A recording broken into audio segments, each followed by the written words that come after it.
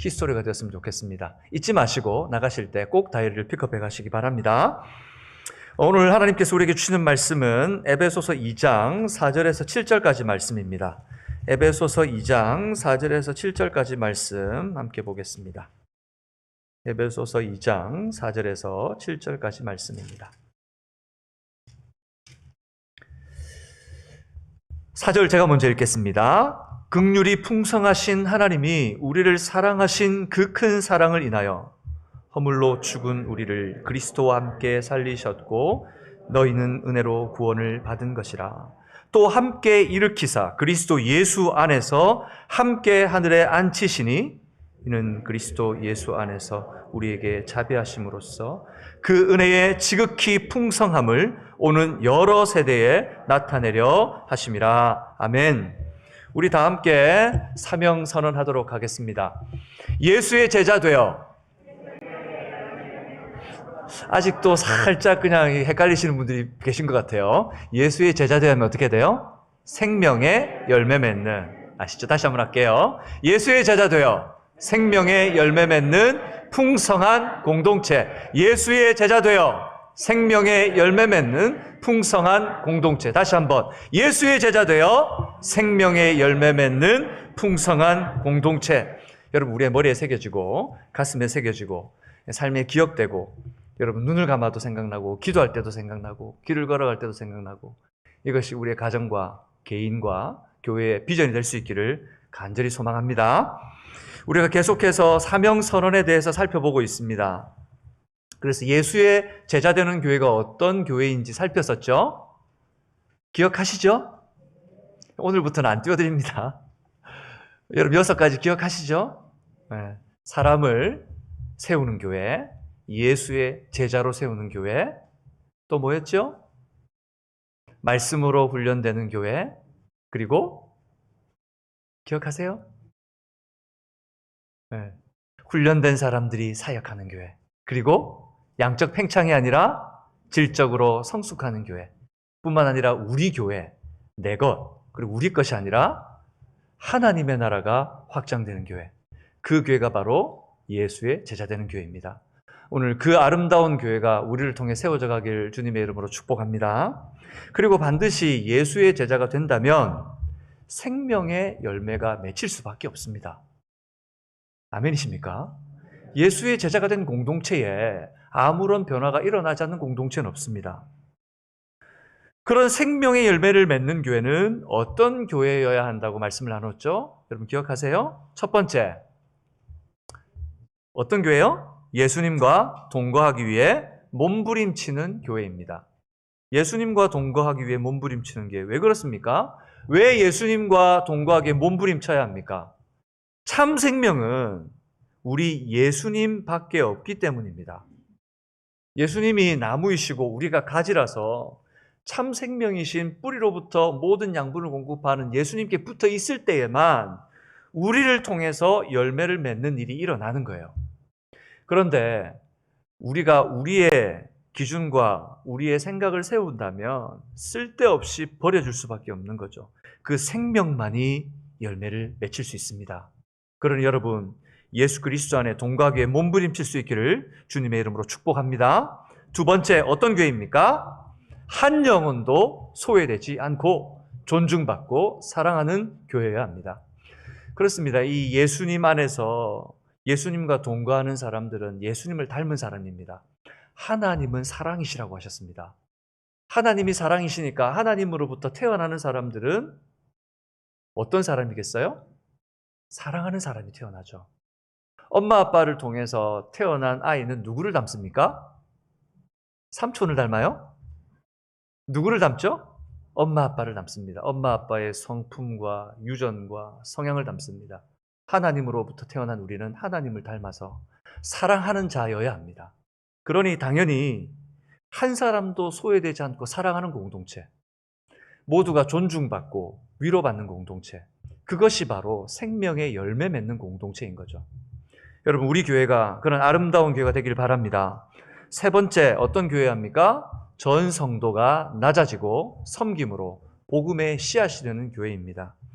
한 영혼도 소외되지 않고 존중받고 사랑하는 교회는 우리의 복음으로 수많은 영혼들을 살릴 뿐만 아니라 물론 나가서 우리가 섬겨야죠. 낮아지고 섬김으로 바깥에서뿐만 아니라 교회 안으로 들어오는, 교회 마당을 밟고 교회 예배에 들어오는 성도들을 사랑하고 따뜻한 마음으로 받아주고 그들을 녹여낼 수 있는 사람과 섬김이 있는 공동체입니다. 누가 오더라도 한 영혼도 그냥 보지 않고 귀히 여기는 공동체, 그것이 바로 생명의 열매 맺는 공동체입니다. 우리 좌우에 계신 옆에 계신 분들 보세요. 그러면서 옆에 계신 분들 이렇게 얘기합시다. 당신은 특별합니다. 예, 옆에 있는 사람만 하지 마시고 뒤에 있는 사람에게도 당신은 특별합니다. 여러분, 여기에 특별하신 분들만 모였어요. 특별하신 분들만 모였다고요. 그러니 서로 사랑하고 위로해주고 보듬어 안아주고 거기서 하나님의 영광의 역사가 나타날 줄 믿습니다. 오늘은 마지막으로 이런 생명의 교회라면 당연히 어떤 결과가 나오겠습니까? 풍성한 결과가 나오겠죠. 이런 생명이 있다면. 그래서 우리가 사명선언의 세 가지 주제에 유기적으로 연결되어 있습니다. 예수의 제자되어 생명의 열매 맺는 풍성한 공동체라는 것은 따로 떨어져 놓고 생각해 볼 수 있는 주제가 아니라는 거죠. 풍성한 열매를 맺기 원한다면 당연히 우리 속에 누가 있어야 합니까? 예수님이 있어야 합니다. 예수님이 있다면 우리에게 어떤 일이 일어난다고요? 생명의 열매가 맺혀지는 거예요. 바로 이것이 유기적으로 일어나는 교회, 건강한 교회. 그래서 교회의 사명이 바로 가정의 사명이 되고 이 가정의 사명이 개인의 꿈과 비전이 되는 교회. 그것이 바로 우리가 지금 고민하며 주님 앞에서 세워가려고 하는 예수의 제자된 생명의 열매 맺는 풍성한 공동체입니다. 이 사명이 여러분의 뇌리와 기억과 여러분의 본능 속에 박혀지기를 여러분 주님의 이름으로 축복합니다. 아멘. 네, 오늘 마지막 주제 풍성한 공동체에서 나눌 텐데 이 풍성하다라고 하는 말은 풍성하다라고 하면 어떤 게 생각이 나세요? 풍성하다. 어떤 게 생각이 나세요? 여유롭고 넉넉하고 부유하고 이 형용사 속에 담겨져 있는 이 풍성한이라는 이 말 속에는 이것이 다 담겨져 있습니다. 식탁을 한번 생각해 보세요. 식탁에 풍성하다고 하면 어느 정도의 식탁이 되어야 될까요? 우리 뱅크 어카운트에 풍성하다라고 하는 정도라면 어느 정도가 들어있어야 될까요? 뱅크 어카운트 생각하니까 그냥 미소가 다시 절로 생기죠, 그죠? 이런 풍성하다는 의미를 담고 있는 것이 이 풍성함이라고 하는 단어입니다. 특별히 오늘 우리가 함께 나누는 에베소서 2장은 우리의 죄로 인한 그 죄의 결과로 결핍되고 진노 아래에서 죽어야 할 우리에게 하나님께서 베푸신 풍성함에 대해서 말씀해 주는 성경입니다. 특별히 에베소서 전체는 에베소서라고 하는 것은 회람서신입니다. 이 회람서신이라고 하는 것은 에베소라고 하는 교회에 편지를 보냈지만 에베소만 이 편지를 받는 것이 아니고 에베소가 있는 주위에 있는 교회들에게 돌려가며 읽도록 보내어진 서신입니다. 그래서 에베소라고 하는 교회에 보내졌지만 내용을 읽어보면 특정한 에베소 교회의 모습보다는 교회 전체에 대해서 다루고 있어요. 그래서 에베소서는 교회론을 다루고 있어요. 교회가 어떤 교회인지. 근데 교회는 건물입니까? 사람입니까? 그렇다면 사람이니 성도이죠. 성도 한 사람 한 사람이 어떻게 하나님 앞에 교회가 되었으며 어떻게 거듭난 하나님의 백성이 되었는지에 대해서 근본적으로 다루고 있는 것이 에베소입니다. 그래서 오늘 읽었던 말씀도 그런 성도 한 사람이 죄로 말미암아서 죽어야 돼 결핍된 진노 아래에 있는 사람인데 하나님의 풍성한 은혜로 말미암아 구원받았다는 걸 말씀하시는 거죠. 에베소서 오늘 2장 2절과 3절 한번 볼까요? 우리 같이 한번 읽어보겠습니다. 2절과 3절 말씀입니다. 우리 또박또박 하나씩 읽어가겠습니다. 그때에 너희는 그 가운데서 행하여 이 세상 풍조를 따르고 공중의 권세 잡은 자를 따랐으니 곧 지금 불순종의 아들들 가운데서 역사하는 영이라. 전에는 우리도 다 그 가운데서 우리 육체의 욕심을 따라 지내며 육체와 마음에 원하는 것을 하여 다른 이들과 같이 본질상 진노의 자녀이었더니. 여기 보니까 뭐라고 말하고 있습니까? 우리가 공중의 권세 잡은 자, 공중의 권세 잡은 마귀, 그가 지금 이 땅에 있는 하나님의 피조물들에게 보내려고 세상의 가치와 흐름대로 살았다는 것입니다. 하나님을 따라 산 것이 아니고 세상의 가치와 흐름대로 살아왔단 말이에요. 왜? 우리가 아직 성숙하지 못해서 하나님과 하나님의 복음과 복음이 말하고 있는 삶에 대해서 이해하고 깨닫지 못했었기 때문에 휩쓸려 떠내려면 표류하며 살았었습니다. 그런데 그 삶 자체가 바로 어떤 삶이었다? 본질상 진노를 받을 수밖에 없는 삶이었다는 겁니다. 소망이 없는 삶이었고 하나님과는 차등의 관계가 없는 아무런 관계없는 인생이었다는 것입니다. 이것이 여러분 우리의 모습이 아닙니까? 불과 몇 년 전의 일입니까? 여러분 이런 변화를 겪은 적이 몇 년 전입니까? 수백 년이 되었습니까? 수천 년이 되었습니까? 그런데 우리의 삶 속에 하나님의 이 은혜가 언제부터인가 잊혀지고 있지 않습니까? 나를 그렇게 사랑하셔서 하나님께서 나를 붙드시고 나를 구원해 주시고 나를 그 진노 가운데 불러내어 하나님의 자녀 삼으셨는데 혹시 여러분 아직도 생생히 여러분 심장 속에 기억하고 살고 계십니까? 그런 인생들에게 어떤 일이 벌어졌습니까? 에베소서 2장 4절 우리 같이 한번 읽어볼까요? 시작. 긍휼이 풍성하신 하나님이 우리를 사랑하신 그 큰 사랑을 인하여 라고 말하고 있습니다. 긍휼이 풍성하신 하나님이 우리를 넉넉히 품으실 수 있는 하나님의 풍성함으로 그 큰 사랑으로 우리에게 은혜를 베풀어 주셨습니다. 그래서 5절 우리에게 어떤 일이 일어났습니까? 허물로 죽은 우리를 그리스도와 함께 살리셨고 너희는 은혜로 구원을 받은 것이라. 여러분 우리의 상태가 어떻다고 말하고 있어요? 허물로 죽어가는 우리였어요? 맞아요? 죽을 뻔한 우리였어요? 죽었던 우리, 완료된 우리, 완전히 죽었던 우리가 하나님의 은혜, 그 큰 사랑으로 인하여 살아났다, 생명을 얻었다는 거예요. 괄호 안에 뭐라고 되어 있습니까? 읽어볼까요? 시작. 너희는 은혜로 구원을 받은 것이라. 은혜가 무엇입니까? 은혜가 뭐예요? 용서받을 수 없는 죄인이 용서받는 것. 그 선물을 받는 것이 은혜 아닙니까? 용서받을 수 없는 우리가 그 하나님의 은혜로 구원을 얻었답니다. 이 감격이 여러분에게 잊혀지지 않고 날마다 회복되기를 주님의 이름으로 축복합니다. 아멘.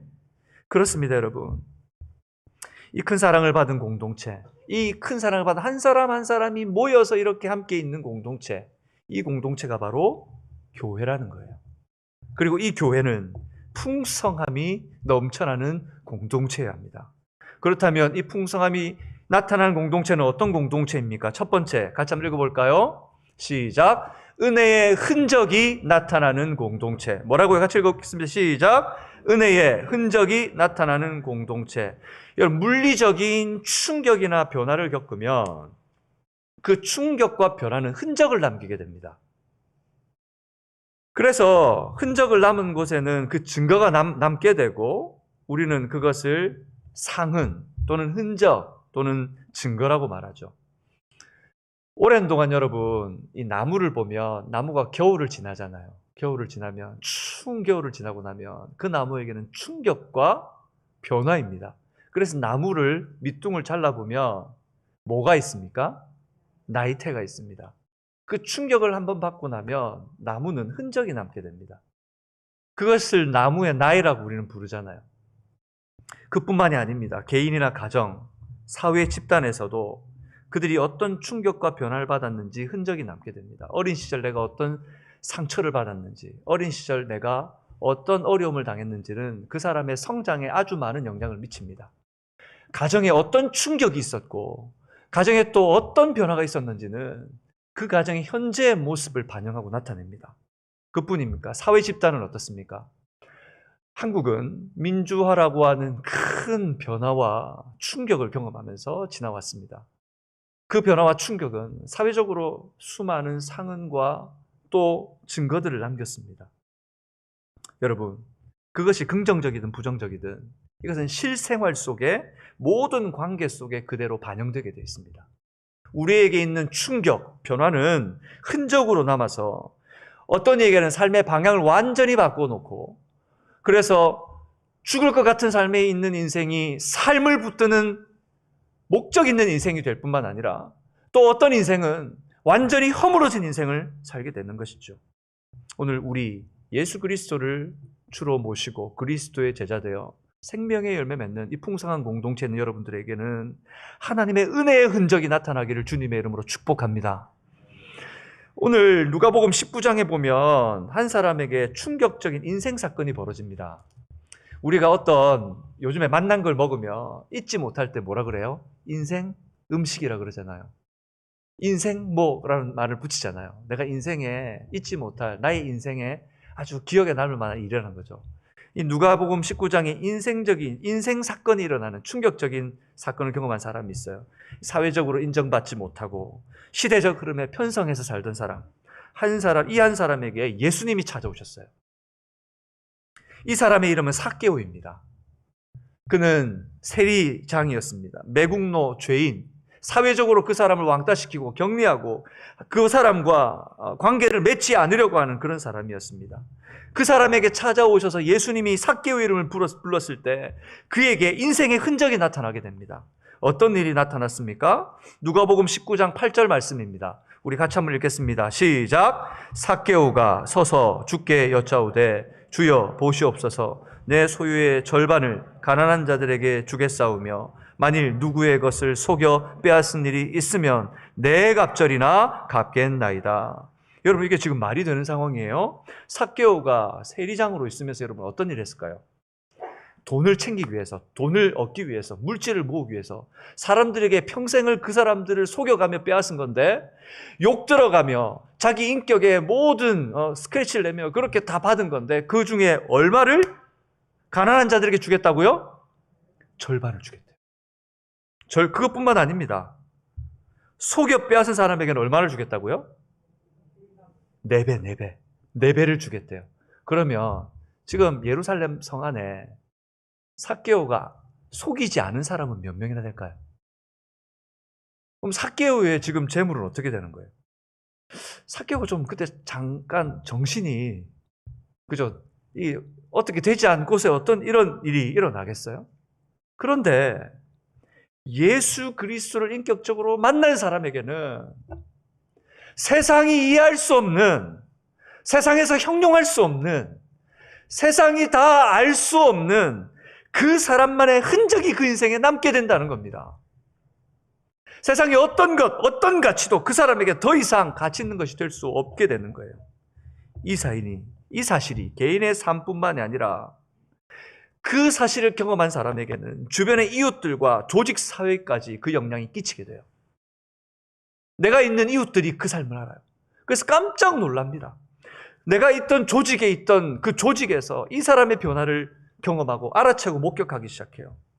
여러분, 그 당시에 삭개오의 변화를 보고 주변에 있던 사회와 조직들이 얼마나 놀랐을까요?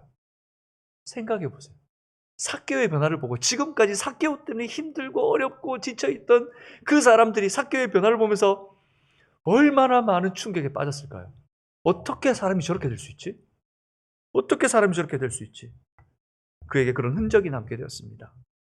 바울의 서신 중에 특별히 데살로니가 지역의 교회에게 바울이 편지를 써보낸 게 있습니다. 그거 데살로니가 서라고 부르죠. 전후서로 되어 있는데 그리스도의 은혜와 사랑을 알았던 공동체에서 일어났던 흔적이 남아 있습니다. 데살로니가전서 1장 3절에 보면 이렇게 말해놓고 있어요. 우리 같이 한번 읽어볼까요? 시작. 너희의 믿음의 역사와 사랑의 수고와 우리 주 예수 그리스도에 대한 소망의 인내를 우리 하나님 아버지 앞에서 끊임없이 기억함이니. 이 교회가 얼마나 예쁜 교회였으면, 이 바울이 볼 때 복음을 전하고 가서 자라는 모습이 얼마나 아름답고 예뻤으면 끊임없이 이 교회를 보면서 기억하고 기도하는데, 이 교회가 어떤 교회? 믿음의 역사가 있는 교회라는 거예요. 믿음으로 일하는데 그 어떤 상황 형편 속에서도 자기의 고백과 자기의 어떤 자랑이나 자기의 주관을 나타내지 않고 믿음만이 역사되도록, 믿음만이 일할 수 있도록 일하는 교회. 내 것이 조금 수고스럽고 힘들고 어려워서 그것이 포기될지라도 사랑으로 견뎌내는 교회. 우리 주 예수 그리스도에 대한 소망을 붙들고 끝까지 주님 앞에 살아내는 교회. 그 교회가 바로 데살로니가 교회였습니다. 이 교회를 보며, 데살로니가 전후서를 보면 여러분 한번 집에 가서 시간을 읽어보세요. 얼마나 교회가 아름답게 써내려가는지가 고스란히 담겨져 있습니다. 지금 이 교회 안에 하나님의 은혜가 부어지는 폭포수같이 부어진 용광로와 같은 용광로처럼 뜨거워져 있는 아름다운 모습이 일어나고 있다는 것을 지금 사도 바울이 그 입을 통해서 지금 고백하고 있는 거예요. 우리 방주 선교교회가 그런 교회가 되었으면 좋겠습니다. 그런 뜨거운 교회가 되었으면 좋겠습니다. 믿음의 역사와 사랑의 수고와 소망의 인내가 우리 속에서 막 흘러나갔으면 좋겠어요. 예배드리다가 옆에 있는 분들이 예배드리는 모습을 보고 갑자기 깜짝깜짝 놀라는 일이 일어났으면 좋겠습니다. 아멘. 어떻게 저렇게 예배드릴 수 있지? 저분이 안전했는데? 그런 말들이 막 나왔으면 좋겠어요. 변화가 일어났으면 좋겠어요. 예수님을 만난 인생은 예수의 흔적이 나타날 수밖에 없습니다. 숨길 수가 없어요. 좋은 일이 있으면 여러분 입가에 미소를 숨길 수 있어요, 없어요? 숨길 수 있는 분들이 있나 보네요. 네. 없어요. 내 주머니에 내가 생각하지 못한 갑자기 막 옷을 찾고 1년 전에 내가 잊어버렸었는데 옷을 주섬주섬 뒤다가 갑자기 주머니에 손을 넣었는데 $1000 수표가 들어있어요. 얼마나 이렇게 좋아하세요? 기쁜 일이 있으면 사람들이 나타나게 돼요. 여러분, 믿음의 사람들이 모인 공동체 교회는 우리 주님께서, 우리 하나님께서 우리를 위해 베푸신 그 사랑의 은혜가 나타날 수밖에 없습니다. 나타날 수밖에 없습니다. 그 은혜가 나타나지 않는다면, 그 은혜를 내가 경험하거나 고백할 수 없는 상황이 지금 있다면 우리가 나를 돌아봐야 돼요. 내가 정말 붙들어야 될 것이 무엇인지. 계시록 2장에 보면 아시아의 7교회에 보내신 예수님의 편지가 있습니다. 예수님께서 7교회에 편지를 쓴 그 중에 버가모라고 하는 교회가 있어요. 이 버가모라고 하는 교회는 이 버가모라고 하는 도시에 있었던 교회인데 이 도시가 문화적으로, 경제적으로 아주 융성한 도시였습니다. 그런데 그곳에 살고 있는 이 교회는 힘들고 어려운 상황에 있었습니다. 얼마나 힘들고 어려웠는지 주님께서 그 복음서를 써내려가면서 계시록에 그 교회의 위치를 얘기하면서 이렇게 얘기해요. 사탄의 권자가 있는 곳이다. 어떤 곳? 사탄의 권자가 있는 곳. 교회가 도저히 설 수 없는 곳. 그 정도로 어렵고 힘든 일이, 실제적으로 핍박이 일어났는데 그 교회의 목회자요 영적인 리더였던 안디바라고 하는 사람이 무시무시한 죽음을 당하게 됩니다. 황소가 놋 황소에 집어넣고, 텅텅 비어있는 놋 황소에 집어넣고 밑에 불을 지펴서 끓는 가마에 넣었다 사람을 삶아 죽입니다. 여러분, 얼마나 처참한 죽음을 당했습니까? 근데 그 상황을 지켜보던 주위에 우리 사랑하는 성도들이 어떤 마음이 들었겠습니까?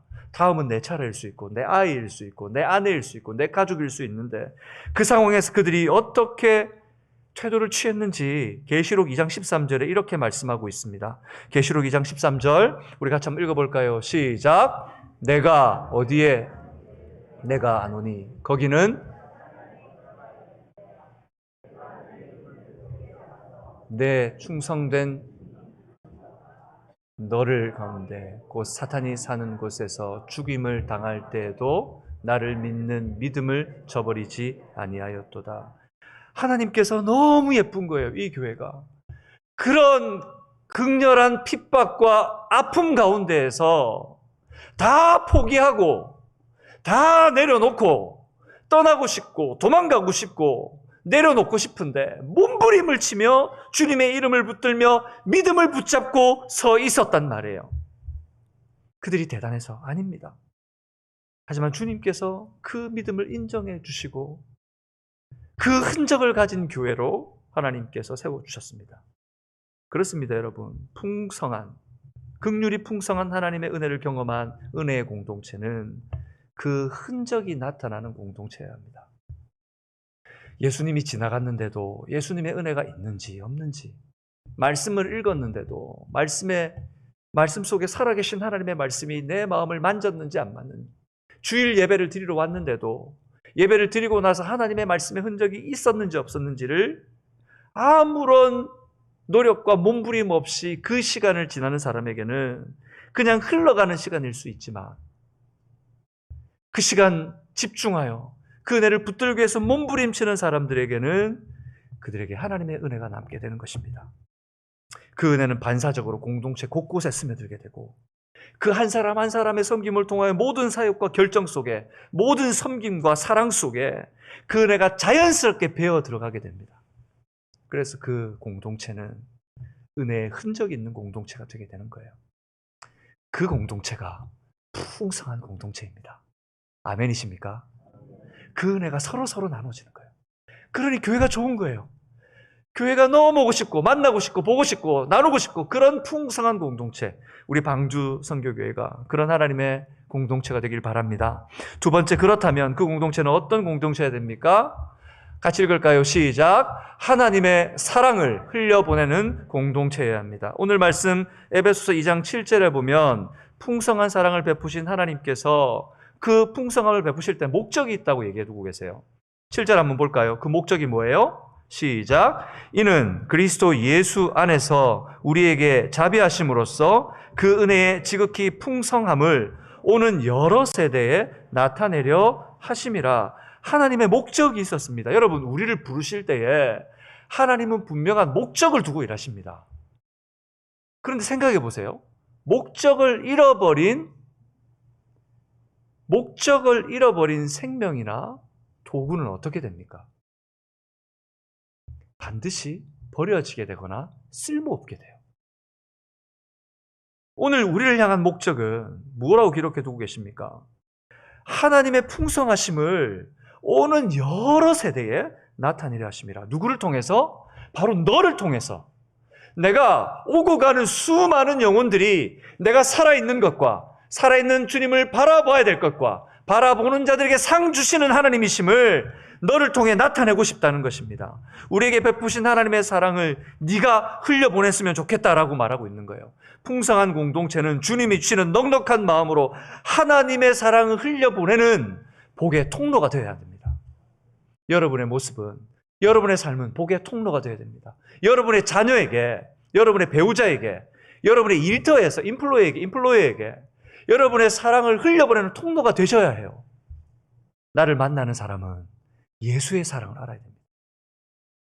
나를 만나는 사람은 누구를 물어나고 물어대소를 막론하고 어떤 사람이든 하나님을 만날 수 있어야 됩니다.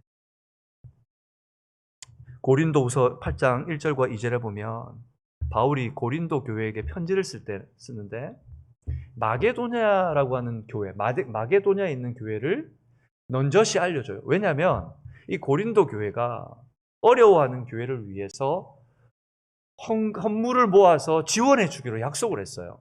그런데 이 교회가 자기들이 좀 커지고 시간이 지나면서 그냥 그 약속을 대수롭게 생각하고 교회에 문제가 일어나서 그 문제 해결한다고 바빠서 아무것도 하지 않는 거예요. 그래서 사도 바울이 편지를 쓰면서 마게도냐 교회에 대한 그 사건을 소개합니다. 8장 1절과 2절입니다. 우리 같이 한번 읽어볼까요? 시작. 형제들아, 하나님께서 마게도냐 교회들에게 주신 은혜를 우리가 너희에게 알리노니 환난의 마른 시련 가운데서 그들의 넘치는 기쁨과 극심한 가난이 그들의 풍성한 연보를 넘치도록 하였느니라. 이 마게도냐라는 교회는 유럽에 있는 교회예요. 유럽 지역에. 그 당시에 기독교를 핍박하는 것이 너무 극렬했기 때문에 이방의 교회가 세워진다는 것은 쉽지 않았습니다. 이 교회들은 어떤 교회들이냐면 가정교회들이에요. 조그맣게 이제 막 몇 명씩 모이기 시작하고 몇십 명씩 모이기 시작하는 그런 교회들이었어요. 그런 교회들이 형제들이 어렵다 그러니까 그 교회들이 십시일반으로 자기가 가진 것들을 내어놓고 모은 거예요. 그리고 돕기 위해서 인편을 통해서 보낸 거예요, 바울에게. 여러분, 이 조그만 교회들이 물질이 넉넉해서 도왔겠어요? 차고 넘쳐서 도왔겠어요? 예수로 산다는 거, 예수를 믿는 사람이 알려진 이상 경제활동에 제약이 가해지고 온전히 일도 제대로 할 수 없는 사람들이었었는데 이 물질적인 넉넉함이 없었던 사람들이 십시일반 물질을 모은 거예요. 왜요? 사랑을 표현하고 싶은 거예요. 주님 만난 그 사랑을 표현하고 싶은 거예요. 여건이 허락되었을까요? 허락되지 않는 상황 가운데서 그 사랑을 애써서 몸부림치며 표현하고 싶었던 거예요. 그래서 인편을 통해 비밀스럽게 보냈던 거예요. 오늘 그들에게 있는 사랑을 흘려보내는 아름다운 모습을 지금 형님 같은 고린도 교회에게 아우인 마게도냐 교회가 지금 어떻게 하나님의 말씀으로 아름답게 자라나는지를 좀 보고 도전을 받으라고 보여주고 있는 거예요. 여러분, 예를 들면은 우리 교회 청년이 있는데 그 청년이 하는 짓이 너무 어린 거예요. 그래서 어떤 분이 가가지고 저 킨더가튼에 있는 유치원생 보고 한 말이, 너는 네가 하는 행동이 저 유치원생보다 못하냐라고 말하면 그 청년의 기분이 어떨까요? 많이 상하겠죠. 사실은 이게 부드럽게 표현한 거지만 사도 바울이 지금 고린도 교회를 향해 그렇게 말하고 있는 거예요. 지금 너희 뭐 하고 있니? 정신 차려라라고 말하고 있는 겁니다. 사랑하는 여러분, 우리 방주선교 교회가 성장하고 성숙해서 사랑을 흘려보내는 교회였으면 좋겠습니다. 많이 흘려보내고, 그래서 그것이 더 보람되고 더 많은 사람과 교회와 또는 하나님의 나라를 위해 쓰임받기를 원합니다. 그리고 사도행전 2장 44절 45절에 보면 예루살렘 초대교회의 역사가 나타나요. 예루살렘 초대교회가 하나님의 은혜를 알고 막 믿음이 서 있었을 때 그들이 어떤 삶을 살았습니까? 우리 잘 알고 있잖아요. 2장 44절에 보면 이렇게 말합니다. 믿는 사람이 다 함께 있어 모든 물건을 서로 통용하고, 계속 읽어볼까요? 또 재산과 소유를 팔아 각 사람의 필요를 따라 나눠주며. 여기 보니까 물건을 통용하고 각 사람의 필요를 따라 나눠주고, 여러분, 이게 보통 어려운 일이 아니에요. 내 거 준다는 것도 어려운 거 아니지만 그걸 받아야 될 사람의 필요를 다 파악해가지고 저 사람이 뭐가 필요하지, 어떤 어려움이 있지, 어떤 기도 제목이 있지, 그걸 다 파악하고 성도를 섬긴다는 것은 쉬운 일이 아니에요. 그 사람이 정말 마음으로 그 영혼을 사랑하는 마음이 없다면 도저히 할 수 없는 일이에요. 지금 성령이 충만해져서 예수의 복음으로 가득 찬 이 초대교회 성도들이 어떻단 말이에요. 지금 그 마음 가운데 서로 사랑하는 사랑을 흘려보내고 있는 교회란 말이에요. 지금 뭔가를 나누고 더 주고 덜 받고가 문제가 아니라 그 베이스에 깔고 있는 그들의 하나님 앞에서 받은 사랑이 얼마나 컸던지, 그 사랑이 파도가 되어서 역사하는 공동체가 지금 초대교회의 모습이라는 걸 보여주고 있는 거예요. 교회는 이런 공동체여야 합니다, 여러분. 교회는 이 사랑이 흘러가는 공동체여야 됩니다. 정체되어 있고, 사랑하기 위해서 쥐어짜내듯 사랑하면 안 돼요. 사랑하라 그러니까, 아이, 목사님이 사랑해라 그랬으니까 사랑해요. 그런 사랑을 얘기하는 게 아니에요. 말씀으로 사랑해라 그랬는데 애들 불러다가 내가 화가 나지만 사랑해, 이런 걸 말하는 게 아니에요. 진짜 못마땅하고 용서 안 되고 마음속에 응어려서 그 사람을 받아줄 수 없는데 몸부림치는 거예요. 주님 앞에 나와서, 주님, 제가 저 영혼 사랑할 수 있게 해주세요. 주님, 제가 저 영혼 받아들일 수 있게 해주세요. 그때 성령께서 우리의 마음에 사랑의 파장을 일으키십니다. 하나님께서 물붓듯 하나님의 은혜를 베풀어 주셔서 그 축복이 실제 내 마음이 되게 하시고 내가 그를 용서할 수 있는 하나님의 은혜를 부어주는 줄 믿습니다. 그런 흘러 넘쳐 나오는 사랑, 그 사랑을 흘려보내는 사랑, 그것이 바로 하나님의 사랑을 흘려보내는 풍성한 공동체인 것입니다. 예수님께서는 하루 갑작스러운 일정을 제자들에게 소개하셨어요. 생각지도 못한 그 여행의 그림을 보면서 제자들이 놀랐습니다. 예수님께서 사마리아로 가신다는 거예요. 그 당시에 사마리아로 간다는 건 금기시되었던 일이고, 그리고 그 사마리아 사람들 자체도 아주 천시 여겼습니다. 예수님께서 누구 만나러 가시는 거예요? 한 여인 만나러 가십니다. 편견과 의심으로 상처난 여인. 사람들 때문에 상처나고 사람 만나기 힘들어서 대낮에 물동이고 물 일러 가야 되는 여자. 그래서 사람들이 미워지고 그 사람들 보기 싫어 그 눈을 피했던 여자. 그녀를 주님께서 만나시고 주님께서 그 여인에게 생수 되시는 주님의 사랑을 부어주셨어요. 그때 그 여인이 어떻게 했습니까? 그 물동이를 버려두고 자기가 피해왔던 그 사람들에게 달려갑니다. 그리고 그 여인에게 어떤 행동을 그 마을 사람과 그 주민들에게 했습니까? 복음을 전했습니다. 내가 만난 예수님 전했습니다. 그 사랑을 흘려보냈을 뿐이에요. 그 큰 사랑이 무엇인지 다 깨닫기도 전에 내게 지금 흘러온 사랑을 흘려보냈을 뿐이에요. 그랬더니 어떤 일이 일어났습니까? 그 사마리아에 있는 사람들이 예수님을 영접했습니다. 뿐만 아니라 예수님을 모셔다가 그 말을 듣게 되고 그 사회가 예수님을 믿게 되는 놀라운 역사가 일어났습니다. 사랑을 흘려보내는 공동체, 그것이 풍성한 공동체입니다. 여러분, 혹시 여러분이 사랑을 흘려보내지 못하는 것은 어쩌면 내게 예수의 사랑이 없어서일지도 모릅니다. 여러분 정말 가슴 뛰는 예수님의 사랑을 10년 전, 자꾸 이렇게 얘기하다 보면 우리 성도님들 그런 얘기를 하세요. 우리 교회 은혜스러웠는데 몇 년 전이에요? 우리 교회 이런 일을 했었는데 몇 년 전이에요? 거슬러 올라가면 아주 오래전의 이야기를 하십니다. 여러분, 우리가 오늘의 은혜를 고백할 수 있기를 주님의 이름으로 축복합니다. 단순하게 오늘의 은혜가 아니라 그 이전에 받았던 하나님의 은혜를 덮고도 남음이 있는 하나님의 은혜가 부어지길 바라요. 그래서 지금 내가 과거의 역사는 하나님의 은혜가 아니라 지금 나를 만나시는 하나님의 은혜를 흘려보내는 공동체, 그런 사랑이 흘러가는 공동체 되길 바랍니다. 마지막 세 번째, 같이 읽어볼까요? 시작! 끊임없이 변화가 일어나는 공동체. 풍성한 열매는 끊임없이 지속적으로 돌볼 때 일어납니다. 여러분, 교회도 그렇고 사회도 그렇고 부모님들이 교회에 자기 아이들 맡겨놓고, 저도 오랫동안 교육부를 섬기고 교육부에서 여러 가지 사역을 했었어요. 한 3개월 지나면 전도사님을 찾아서 얘기합니다. 목사님, 왜 우리 아이들이 변화가 일어나지 않죠? 전도사님, 우리 아이가 왜 안 변하죠? 아니, 자기와 함께는 평생 살았는데 변화가 안 일어났는데, 전도사님과 한 3개월 지나고 목사님과 한 2, 3개월 있었는데 변화가 일어난다고 막 투덜투덜 대요.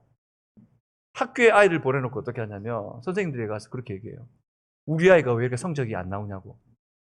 아니, 그 아이를 왜 선생님이 도리를 안 한 것도 아니고 그 아이와 달란트와 재능과 그것이 그 아이에게 맞는 초점과 기준이 필요한데, 어쩌면 우리는 그냥 심어놓고 바로 결실을 따먹고 싶은 그런 마음이 많은 것 같아요. 풍성한 열매는 지속적으로 돌볼 때 일어나는 결과물이에요. 하루아침에 일어나는 게 아니에요. 생명이 있는 것이라면, 그래서 여러분, 생명이 있다면 자라게 돼요. 아멘? 기다리시면 돼요. 생명이 있으면 자라게 돼요. 생명이 없는 무생물이나 물건들은 가만 놔두고 10년, 100년 있어봤자 안 자라고 변화 없어요. 하지만 생명이 있는 것은 조그만 것이라도 자라게 됩니다. 여러분 보세요. 여러분 마당에 잡초에 씨앗이 부러졌어요. 막 퍼내고 없애고 싶고 막 뽑았는데도 한 2주, 3주 지나면 밖에 나가면 어떻게 돼 있어요? 또 자라 있어요. 왜요? 생명이 있으니까요. 생명이 있는 것은 자라고 성장하게 되어 있습니다. 여러분, 교회는 끊임없이 변하고 그 변하는 과정 속에서 성숙하고 성장하게 되어 있습니다. 교회는 건물입니까? 사람입니까? 잘 모르시나 봐요. 건물입니까? 사람입니까? 그러면 여쭤보겠습니다. 그럼 교회는 생물입니까? 무생물입니까? 교회는 자라야 됩니까? 멈춰 있어야 됩니까? 그렇죠. 그게 정상이라는 거예요. 교회는 살아있는 생명체이고 교회는 자라야 합니다. 예수의 제자된 교회는 일조직 건물이 하나 사람이라면 교회는 생명체이기에 자랄 수밖에 없다는 거예요. 바울이 골로새 교회라는 교회를 보면서 이 골로새 교회가 얼마나 생명력 있는 교회였던지를 편지를 통해서 밝히고 있습니다. 골로새 1장 6절에 보면 이렇게 말씀해 놓고 있어요. 이 복음이 이미 너희에게 이름에 무엇이 이르렀다고요? 복음을 들었다고요. 너희가 듣고 참으로 하나님의 은혜를 깨달은 날부터 복음을 듣고 어떤 일이 벌어졌어요? 하나님의 은혜에 대해서 깨닫게 되었어요. 그리고 어떻게 되었습니까? 같이 읽어보겠습니다. 시작! 너희 중에서와 같이 또한 온 천하에서도 열매를 맺어 자라는도다. 이 조그만 교회가 복음을 들었는데 깨닫는 역사가 일어났습니다. 그랬더니 자기의 교회만 튼튼해진 것이 아니고 주변의 세상 사람들에게 복음을 전하는 교회가 되었는데, 그래서 어떤 일이 열매를 맺어 막 자라는 거예요. 막 여기저기서 예수 믿는 사람들의 막 자람이 열매들이 맺혀지는 거예요. 여러분, 그렇습니다. 이 교회가 튼튼하고 아름답고 영향력 있어서였을까요?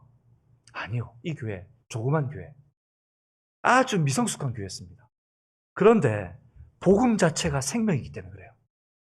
복음 자체가 생명이고 말씀은 살아있고 활력이 있어 좌우에 날선 검 같아서 예리해가지고 영과 혼과 관절과 골수까지 찔러 쪼개는 하나님의 능력의 말씀이기 때문입니다. 눈에 보이지 않고 만져지지 않는 세밀한 부분까지 하나님께서 성령으로 역사하시며 그 마음과 생각까지도 변화시키시는 것이 하나님의 말씀이기에, 말씀이 닿고 말씀이 역사하고 말씀이 들어오면 하나님의 능력으로 변화될 수밖에 없음을 여러분들 고백하시길 바랍니다. 바울은 그래서 로마서에서 내가 복음을 부끄러워하지 아니하노니 이 복음은 모든 믿는 자에게 거저 주시는 하나님의 능력이라 라고 고백하고 있습니다. 복음은 능력입니다. 아멘입니까? 복음이 능력이 없어서가 아니라 복음의 능력을 전해야 될 내가 그 복음의 능력을 받아서 전해야 될 나의 그릇이 준비되지 않아 어쩌면 그 복음이 온전히 흘러가지 못하고 있는지 우리는 돌아보아야 합니다. 그런데 안타까운 것은 히브리서 5장 12절에 보면 또 다른 상황에 놓인 교회가 있어요. 참 안타까운 교회입니다. 그래서 이 바울이 안타까운 마음으로 히브리서 5장 12절에 보면 이렇게 표현해 놓고 있습니다. 때가 오래되었으므로 너희가 마땅히 선생이 되었을 터인데, 아니 지금 예수 믿은 지가 얼만데, 니네가 신앙생활 한 게 지금 얼만데 20년 30년 지금 예수 믿고 있는데 예수 믿어도 뭐라 그러냐면 아직까지 계속 달라달라 그러는 거예요. 저를 위해 섬겨달라, 저를 위해 가르쳐달라, 왜 나한테 사랑을 안 주냐, 왜 나는 아직까지 이렇게 하냐라고 자꾸 교회를 향해 손을 벌리며 섬기고 나누고 사랑하지 않고 계속 그냥 달라고만 하고 있는 거예요. 이제 본인이 받은 그 사랑을 누군가에게 나눠줘야 될 분명한 시간이 되었는데도 이런 정상적이지 않은 생명체인 교회의 모습이 있단 말이에요. 아직 지금 여러분 우리 교회뿐만 아니라 전 세계 어느 교회나 교회는 이런 존재들이 있다는 거예요. 그런데 너희가 다시 하나님의 말씀의 초보에 대하여 누구에서 가르침을 받아야 할 처지에 이 정도까지란 말이에요. 이 정도까지. 아니 예를 들면 그걸 달라고 하는 그런 신앙인데도 불구하고 어느 정도 베이스를 가지고 그들이 하나님의 은혜가 주어지면 일을 할 정도, 하나님의 사역을 감당할 정도는 돼야 되는데 어느 정도냐면 하나님의 말씀의 초보, 아주 기초적인 것부터 다시 다 잊어버린 거예요. 왜? 그 인생에 있어서 하나님의 말씀이 없어요. 하나님을 가까이 함이 없어요. 그러니 다 잊어버린 거예요. 여러분 저는 예수를 늦게 믿었습니다. 그래서 어떤 때가 많았냐면 1월 첫 주에 교회를 나갔다가 내 마음이 좀 그러면 한 3주 정도 교회 안 나가는 거예요. 아이, 교회는 무슨 교회야? 그러다가 한 4주째 정도 되면 교회를 이제 나가봐야지 하는 마음이 들어요. 그런데 분명히 지금까지 몇 달 동안 말씀을 듣고 성경을 배웠는데 그 새롭게 가는 그 4주 만에 가는 그때는 제 마음이 완전히 리셋된 것 같아요. 초기화된 것 같아요. 우리가 하나님의 말씀에서 멀어지잖아요. 그러면 우리의 마음이 리셋돼 버려요. 초기화돼 버립니다. 매일같이 하나님의 말씀에 붙들려 있지 않으면 나는 괜찮다고 생각하지만 누구도 예외 없이 우리는 마치 초보자와 같은 사람이 돼요. 그래서 그 모습이 어떤 모습이라고 얘기합니까? 단단한 음식을 못 먹고 젖이나 먹어야 할 자다. 젖먹이 같은 신앙이라고 말하는 거예요. 왜 이런 현상이 일어날까요? 왜 이런 현상이 성도 가운데서, 지금 이것은 안 믿는 사람이 아니고 성도의 모습이에요. 왜 이런 일이 일어날까요? 히브리서 4장 2절 말씀입니다. 히브리서 4장 2절, 여러분의 성경을 한번 펴보시겠어요? 히브리서 4장 2절 말씀입니다. 한번 펴보십시오. 왜 이런 일이 벌어집니까? 히브리서 4장 2절 말씀입니다. 한번 펴서 같이 한번 읽었으면 좋겠습니다. 히브리서 4장 2절 말씀. 우리 함께 읽겠습니다. 시작. 그들과 같이 우리도 복음 전함을 받은 자이나 들은 바 그 말씀이 그들에게 유익하지 못한 것은 듣는 자가 믿음과 결부시키지 아니함이라. 예수의 제자의 이 정상적인 모습은 아는 것과 믿는 것이 시간이 가면 갈수록 어떻게 되냐면 내가 알았던 것과 내가 믿는 것이 점점 좀 갭이 없어지면서 이것이 하나가 되는 거예요. 그런데 오늘 이 사람들은 어떤 사람이냐면 물과 기름처럼 전혀 내가 아는 것과 믿는 것이 섞이지가 않는 거예요. 여러분, 기름이 막 둥둥 물에 떠 있는 것은 물하고 섞이지 않기 때문이잖아요. 물이 막 있는 곳에 내가 기름을 한 방울 떨어뜨려 보세요. 물속으로 들어가나? 안 섞여요. 왜요? 이 두 가지는 근본적으로 섞일 수가 없는 물질들이에요. 그런데 여러분 보세요. 지금 그것이 예수의 사람들에게 일어난단 말이에요. 믿음 따로, 생활 따로, 말씀 따로, 삶이 따로예요. 교회 와서는 예수 믿는 것처럼 예배는 드리지만 일상생활에 나가면 말씀은 내게 전혀 상관이 없는 말씀이 되는 거예요. 주님의 은혜를 받았고 말씀의 원리로 이렇게 헤쳐나가야 되는데 자꾸 세상적인 기준을 가지고 들어와 교회의 모든 것들을 해석하려고 하는 거예요. 그러니 물과 기름처럼 섞이지가 않는 거예요. 여러분, 혹시 우리의 삶은 어떤가요? 우리의 모습은 어떤가요? 예수님께서 말씀하신 제자의 삶, 제자의 도는 어떤 것이었습니까? 자기를 부인하고 자기 십자가를 지라고 말씀하셨습니다. 나를 부인하는 거예요. 나를 내려놓는 거예요. 그때에 우리 속에 예수의 은혜와 예수의 사랑과 예수의 풍성함이 흘러넘치는 거예요. 그래서 사도 바울이 고린도전서 15장 3절에 형제들에게 이렇게 말합니다.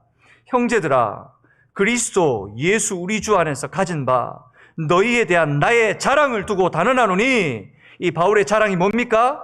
나는 날마다 죽노라. 나는 날마다 죽노라. 우리 옆에 분에게 한번 이렇게 얘기합시다. 날마다 죽읍시다. 그런데 여러분, 우리가 자꾸 죽을 것 같이 하다가 다시 살아나요. 죽을 것 같이. 주일 예배에 와서 하나님의 말씀을 들으면 내 이 죄된 것 본성들이 다 죽고 하나님의 말씀으로 다시 살아나는 역사에는 죽을 것 같았는데 말씀 듣고 나가면서 다시 살아나요. 예배 드리고 일주일 동안 말씀 읽고 내가 날마다 죽고 싶은데 막 죽으려고 하는데 전화벨이 울리고 약속이 생기고 또 다른 일들이 잡히고 자꾸 내가 살아나요. 여러분, 날마다 죽는 연습할 수 있기를 주님의 이름으로 축복합니다. 날마다 죽어야 합니다. 내가 죽어야 하나님의 은혜로 내가 성장할 수 있습니다. 내가 죽어진 곳에 하늘의 미라지 썩어져서 열매를 맺는 것처럼 그런 하나님의 역사가 일어납니다. 오늘 이 과정에 바울이 에베소 교회에게 보내는 편지가 어떻게 성장해야 될지가 고스란히 녹아 있어요. 에베소서 3장 16절과 19절 말씀인데 우리 한 절 한 절 읽어보도록 하겠습니다. 16절 말씀 여러분의 목소리를 읽어봅시다. 시작.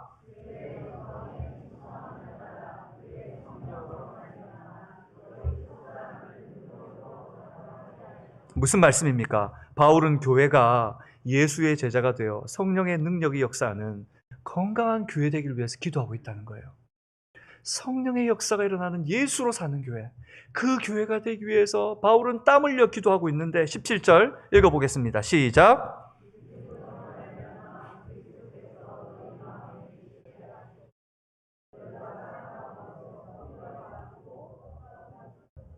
뿌리가 깊어지고 터가 굳어져서 무슨 말입니까? 이 나무가 뿌리가 깊어지면 흔들려요, 흔들리지 않아요? 흔들리지 않습니다.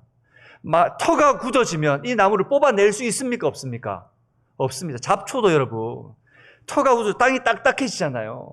땅이 부드러우면 잡초 뽑아내기 쉽습니다. 뿌리가 쑥쑥 뽑힙니다. 그런데 터가 굳어져 있으면 안 뽑혀요. 뿌리가 안 뽑혀요. 위에 줄기는 잎사귀는 뽑히는데 뿌리는 그대로 있어요. 그러면 어떤 일이 일어납니까? 비만 조금 오면 다시 자라요. 뿌리를 내리고 터가 굳어진 교회, 무슨 말입니까? 예수의 제자, 주님과 동행하는 삶이 본능이 되어서 뿌리가 박혀서 어떤 세상의 환난 풍파에도 변하지 않고 살아가는 교회, 그 능력이 역사하는 공동체, 그런 교회가 되어라라고 말씀하는 것입니다. 여러분, 우리 방주선교교회가 그런 공동체가 되기 바랍니다. 어떤 바람이 불고 세상에서 어떤 얘기가 있고 바깥에서 어떤 말을 할지라도 예수 안에 풍성한 열매를 맺는 교회, 그런 교회가 되기를 바랍니다. 18절 같이 계속 읽겠습니다. 시작. 그리스도의 사랑을 알고, 무슨 말입니까? 모든 성도가 그 크신 하나님의 사랑, 예수의 사랑을 알아 그 선한 능력이 충만한 풍성한 공동체가 되기를 바란다는 겁니다. 사랑이 흘러넘치는 교회. 한 사람이 아니고 서로가 그 사랑이 물줄기가 되고, 그 사랑이 파도가 되고, 그 사랑이 우리 온 성도들을 덮을 뿐만 아니라 바깥으로 흘러넘치는 아름다운 교회, 그러기 위해서는 풍성한 공동체로 생명을 열매 맺기 위해 먼저 내가 죽고 예수의 생명이 넘쳐나야 합니다. 아멘. 옆에 사람, 아우, 저 집사님이 그렇게 돼야 되지. 저 장로님이 그렇게 살아야 되지. 아니요, 여러분. 내가 그렇게 살아야 됩니다. 아멘. 나를 향해 말씀하시는 겁니다. 내가 그렇게 될 때에 하나님, 예수의 제자들 생명의 열매 맺는 풍성한 공동체 역사가 일어나는 것입니다. 말씀을 맺겠습니다. 풍성한 공동체는 어떤 교회입니까? 첫 번째, 은혜의 흔적이 나타나는 공동체입니다. 두 번째, 하나님의 사랑을 흘려보내는 공동체입니다. 세 번째, 끊임없이 변화가 일어나는 공동체입니다. 우리 방주선교교회, 방주의 역할을 감당하며 이 땅과 민족과 전 세계에 하나님의 은혜를 흘려보내는 풍성한 공동체 되기를 주님의 이름으로 축복합니다. 오늘 이 찬양 같이 했으면 좋겠습니다. 말씀을 기억하면서 집중하여